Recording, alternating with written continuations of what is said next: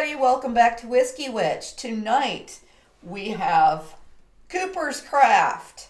This is a Brown-Forman product that they created to pay homage to their Coopers. What are Coopers, you ask? Coopers are those people that actually put together the barrels. So Brown-Forman has their own cooperage. So they created this expression to pay homage to their workers. This is the new label for 2019. It is bottled at 100 proof, and we're going to go ahead and give this a pour. It's actually a really pretty bottle. I do like the label on it. It's kind of a coppery, and it's got like a texture to it. So it's actually kind of a throwback. And it does show a picture right here of the actual cooperage. So let's give this a pour. Nice pop. All right. All right. And as you can see, it's a nice, I would call that an amber, pretty nice, just solid amber color. Let's give it a visual here.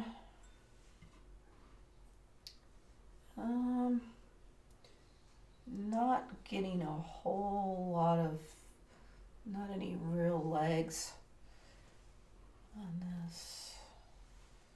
Let's give it a nose. Oh, so right off the bat,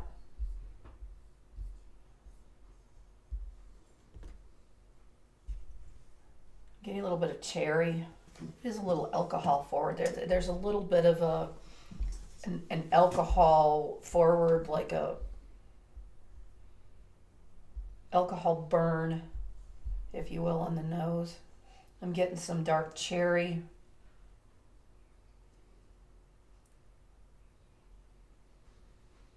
Maybe even some apple.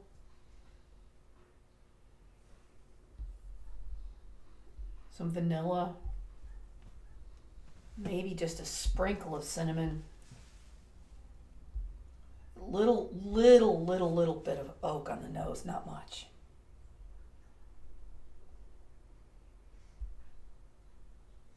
Just getting those dark fruits. Okay, let me give this a try. Again, this is Cooper's Craft, 100 proof, Skål.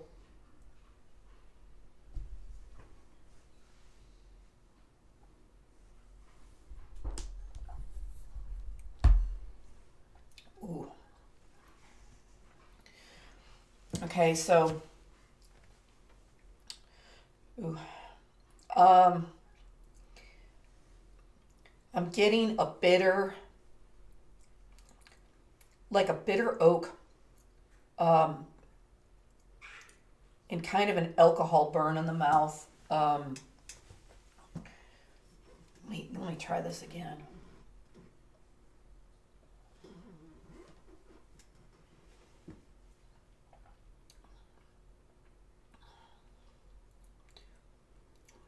I'm picking up the vanillas, the cherry.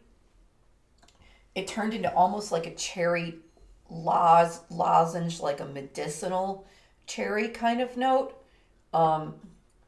It's very peppery, not cinnamon hot, but pepper hot. It's got a drying, kind of a funky oak, leathery tannin finish to it. Yeah,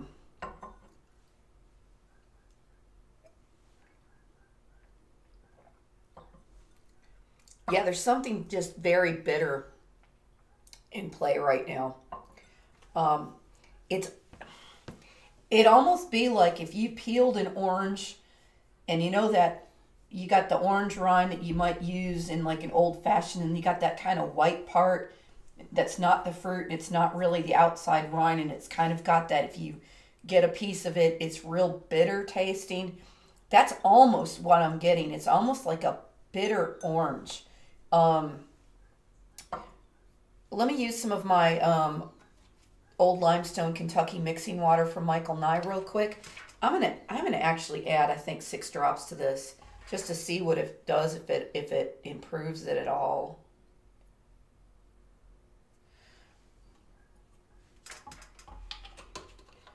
I'm gonna give that a swirl. So how's everybody doing? Hope you guys are staying safe. And I know that some of this news stuff is so conflicting. I mean, they're talking about opening some of the beaches up, but yet, you got to go one way in the grocery store and they have arrows to direct you around. I mean, it's truly crazy times that we're living in. Um, I guess I'm like just every other normal American. It comes a point in time where you don't even know what to think about it anymore. You can't. You just have to get on with life and just be safe and smart. I hope people don't run out to the beaches too soon, even though they appear to be opening up. All right, let me give this a nose now that I've added that water. All right. Yeah, I'm getting more caramel now. More more caramels and vanillas. A little bit of cinnamon, not much. Real sweet, maybe even a touch of honey at this point. That cherry note that I had neat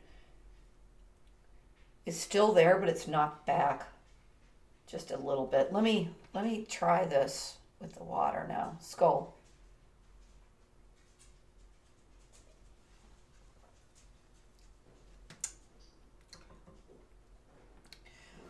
All right. The cherry cherry lozenge note is still there, and I'm still getting this like old leathery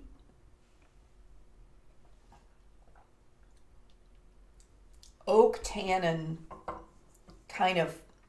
I don't want to call it funk because it's not funk in the way that like an Old Dusty is funky, if you know what that means.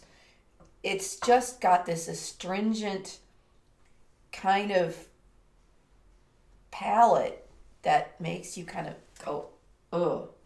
Um, I'm going to be quite frank. This is, I think it's around $35 is what I paid for it. It's very warming in your chest. I'm going to be totally honest, because I don't get paid by these companies to review these bourbons. This is one that's probably going to just sit on my shelf, and I might mix it in a cocktail, but there's some very off-putting notes to this bourbon. I am not enjoying it. I'm going to give it one more go.